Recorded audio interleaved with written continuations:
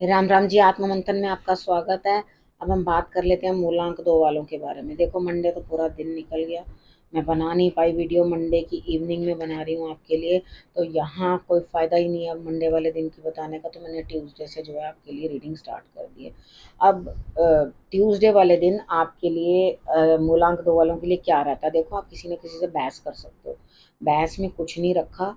आप क्या करोगे, अपने आप को राइट प्रूव करने में लगे रहोगे, लेकिन सामने वाले बंदे आपकी बात से इत्तेफाक नहीं रखते। लेकिन आप इतना ज़्यादा बोल जाओगे, मतलब कई बार ये होता है ना कि हम उस चीज़ को समझते ही नहीं है और बहुत ज़्यादा ओवर बोल जाते हैं।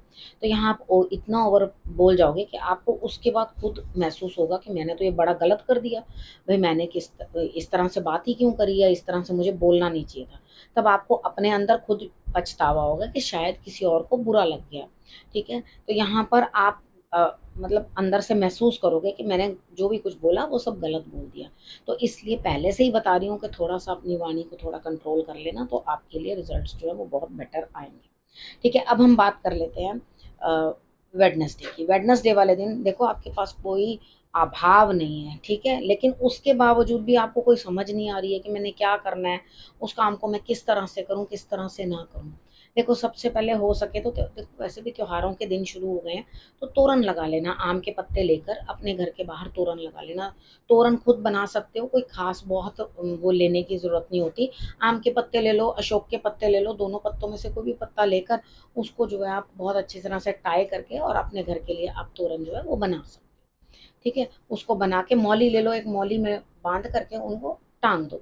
अब हम बात कर लेते हैं कि फिर आपके लिए होगा क्या वेडनेसडे वाले दिन। देखो, आपने ये उपाय कर लिया, आपके पास कोई अभाव नहीं, आइडिया आएगा, तो आप अपने आइडिया को इम्प्लीमेंट करोगे। आइडिया को इम्प्लीमेंट करोगे तो रिजल्ट इवनिंग तक निकल आएगा। मिलेगा ज़रूर, हिम्मत रखनी है, काम करना है। जिस काम को भी करोगे उसमें से कुछ ना कुछ ज़रूर निकाल के ले आओगे, या आपके लिए रिजल्ट्स बेटर रहेंगे। ठीक है, अब बात कर लेते हैं थर्सडे की। थर्सडे वाले दिन मुझे ऐसा लगता है आप बहुत खुश हो, प्रफुल्लित, तो अंदर से मन बड़ा अच्छा लग रहा है आपको। सुबह जल्दी भी उठ गए हो, आपको ऐसा लग रहा है कि भाई बहुत बढ़िया, मुझे बहुत अच्छा लग रहा है, मैं हर काम की ऊर्जा मेरे अंदर भरपूर है। अब बिल्कुल अच्छी तरीके से उस काम को करने की भी कोशिश करोगे। हो सके तो सूर्य की आराधना कर लेना, सूर्य को जल अर्पण कर देना, आपके लिए विशेष लाभकारी होगा। ठीक है, लेकिन आप क्या करोगे, अब फर्स्ट हाफ तो आपने बहुत बढ़िया निकाल लिया, हिम्मत से सारे काम भी कर लिए, बड़ों का सपोर्ट भी मिल रहा है, फादर हैं तो वो भी आपको सपोर्ट करते हुए, आपके बॉसेस हैं ऑफिस में वो भी आपको सपोर्ट करते हुए दिखाई देते हैं। लेकिन यहाँ पर क्या है, सेकेंड हाफ में आके आप कहीं ना कहीं उलझ जाओगे। यहाँ पे आप कहोगे, अरे भैया, उसको ज़्यादा प्यार किया जा रहा है, मुझे कम किया जा रहा है, उसको ज़्यादा अप्रेजल मिल रहा है, मुझे नहीं मिल रहा। तो यहाँ पे वो चीज़ जो है आपके दिमाग को उलझा जाएगी। तो ये बातों में मत उलझो, जो आपके भाग्य का है आपको मिलकर ही रहेगा, वो आपसे कोई छीन नहीं सकता, और जो आपके भाग्य का है नहीं वो तो निकल ही जाएगा। ठीक है, तो यहाँ थोड़ा सा अपने आप को संभाल के रखना है। अगर सही तरीके के साथ चलोगे, जो उपाय मैंने सुबह बताए वो कर लोगे, तो आपका थर्सडे वाला दिन भी बेटर निकलने वाला है। अब हम बात करते हैं फ्राइडे की। फ्राइडे वाले दिन मुझे ऐसा लगता है यहाँ स्थिति कुछ इस तरह की बनती हुई आपकी दिखाई देती है। किसी के आने से आपको खुशी होगी, आपको बहुत अच्छा लगेगा, सब मिले हैं, मिल के बैठ रहे हैं, या कि कोई आ रहा है आपके उस काम को आगे बढ़ा रहा है, या आपके काम को बढ़िया तरीके के साथ कर रहा है या चला रहा है। तो यहाँ आपके लिए जो है स्थिति बढ़िया बनती हुई दिखाई देती है। ठीक है, लेकिन कहीं ना कहीं आप सेकेंड हाफ के अंदर आकर के उदास हो जाओगे। अब सुबह का काम तो सुबह में कर लिया, वो काम तो निपट गया। अब सेकेंड हाफ में आपको ऐसा लगेगा, भैया मुझसे ज़्यादा अकेला कोई नहीं, मैं तो हर जगह से थोड़ा अकेला अकेला महसूस कर रहा हूँ, या अकेला महसूस कर रही हूँ, मुझसे ज़्यादा तो उदास कोई नहीं। तो ये उदासी के अंदर आंसू भी छलक जाएंगे। तो यहाँ पर करना क्या, अपने आप को संभालना है। किसी भी सिचुएशन के अंदर खुद को, अपनी जो मोराल है आपका, उसको डाउन नहीं होना चाहिए, उसको हिम्मत में रहो। और उसके बाद अकेलेपन बिल्कुल नहीं करना। सुबह सुबह अर्ली मॉर्निंग आपने 3 बार जल चढ़ा देना है। आपने शंकर भगवान के ऊपर बर्फ वाले शिवलिंग का उपाय तो मैंने आप लोगों को बता ही रखा है, उस उपाय को करके आप लोगों ने शिवलिंग पे जल अर्पण कर देना है। ठीक है, थर्सडे रात को ही आपने जो है कटोरी में और ग्लास के अंदर जो है आप शिवलिंग बनाने के लिए बर्फ़ जो है जमा लेना। ठीक है, और उस मॉर्निंग में उसको उल्टा कर उसके बाद उस जल को आपने तुलसी छोड़ के किसी भी पौधे के अंदर जो है डाल देना है। बात कर लेते हैं सैटरडे की। सैटरडे वाले दिन मुझे ऐसा लगता है यहाँ स्थिति कुछ इस तरह की है, आप रॉब चलाते हुए दिखाई देते हो काम करने के लिए। आप कहोगे इसको ऐसे करो, इसको इस तरह से करो, इसको इस तरह से करो, इस तरह का आप रॉब जमाते हुए मुझे दिखाई देते हो। लेकिन यहाँ जब आप रॉब जमा रहे हो या काम करवा रहे हो तो क्या दूसरा आपके हिसाब से कर रहा है? वो आपके हिसाब से सुबह बिल्कुल काम करता हुआ दिखाई नहीं देता।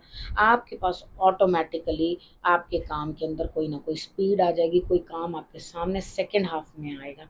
ठीक है, आप जितना मर्जी किसी के ऊपर प्रेशर डाल लो, कर लो, आपका शनिवार वाले दिन काम जो है मॉर्निंग में होने वाला नहीं है। आप सिर्फ रॉ भी जमाते चले जाओगे, ये कर लेना वो कर लेना, जिसने जो करना है वो सेकेंड हाफ में ही करना है, उससे पहले नहीं होना। ठीक है, तो चीज़ों का ध्यान रखना। ड्राइविंग में भी थोड़ी सैटरडे वाले दिन सेकेंड हाफ में थोड़ा ध्यान रखना कि आप ड्राइव किस तरह से कर रहे हो। अब हम बात करते हैं संडे की।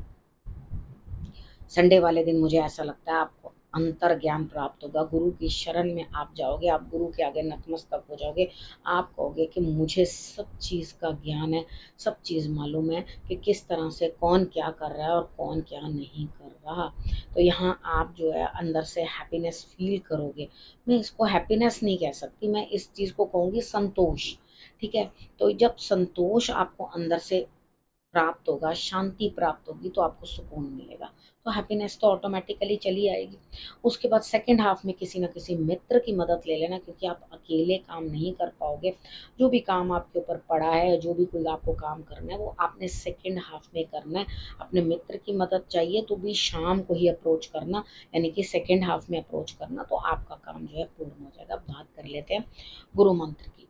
देखो, मुझे ऐसा लगता है हेल्थ डाउन है। ठीक है, यहाँ पे दवा और दुआ दोनों की ज़रूरत है। आपको मेडिटेशन की बहुत सख्त ज़रूरत है, क्योंकि आप मेडिटेशन नहीं कर रहे हो, और यहाँ दिखाई दे रहा है कि आप नहीं कर रहे हो। ठीक है, तो यहाँ नहीं कर रहे हो तो आपको दिक्कतें आ रही हैं। थोड़ा अपने आप को बदलो। ठीक है, और खुद को भी एनकरेज करो। आप क्या करो, खुद को ही डंप करे जा रहे हो। मुँह से आप बोलो मेरे को अब ये चीज़ नहीं चाहिए, अब मुझे इस चीज़ की परवाह नहीं है, अब मुझे इस चीज़, एक्चुअली आपको उन सब चीज़ों की परवाह है। जब हम एक ही चीज़ को लगातार रिपीट कर रहे हैं, देखो ये एक प्रेडिक्शन करने का भी एक तरीका है कि आपको भी तो मैं जज कर रही हूँ ना कि आप क्या बोल रहे हो और क्या कर रहे हो। जब आप लगातार एक ही चीज़, अब हमें परवाह ही नहीं है, अब हमें इस चीज़ की परवाह ही नहीं है, तो एक्चुअली आपको परवाह ही उसी चीज़ की है, तभी तो आप उस चीज़ को बार-बार रिपीट कर रहे हो। जब आपको उस चीज़ की परवाह खत्म हो जाती है तो आप उस चीज़ के बारे में मुस्कुरा देते हो और बात ही नहीं करते हो। जब आप लगातार बात कर रहे हो तो एक्चुअली आपको परवाह ही उसी चीज़ की है, तो सबसे पहले इस चीज़ पे कट मारो। ठीक है, इतना ज़्यादा उस चीज़ को, उस बात को करो ही मत। जब आपको सच में सुकून मिल जाएगा ना, तो आप उस बारे में डिस्कशन ही नहीं करोगे। ठीक है, यहाँ सुकून ही नहीं है, तो अपने आप को एनकरेज करना यहाँ पे ज़रूरी है, दूसरों को नहीं। खुद को एनकरेजमेंट दो कि मैं कर सकता हूँ, ये चीज़ मैंने करनी है, ये चीज़ मैंने कंट्रोल खुद को करना है, इस चीज़ पे मैंने नहीं। तो अपनी हेल्थ डाउन देखो, आपकी हेल्थ डाउन होती हुई दिखाई देती है मुझे। ठीक है, तो यहाँ परिवार में भी अगर किसी की हेल्थ डाउन हो रही है, कोई दिक्कत आ रही है, तो आप ध्यान रखना है उस चीज़ का और आगे बढ़ना है, बेहतर तरीके के साथ काम करने की कोशिश करनी है। बस आपके लिए यही गुरु मंत्र। अब आपने करना क्या, रखना अपना और अपनों का बहुत अच्छे से ध्यान, और फिर से मेरे आने का करना इंतज़ार। तब तक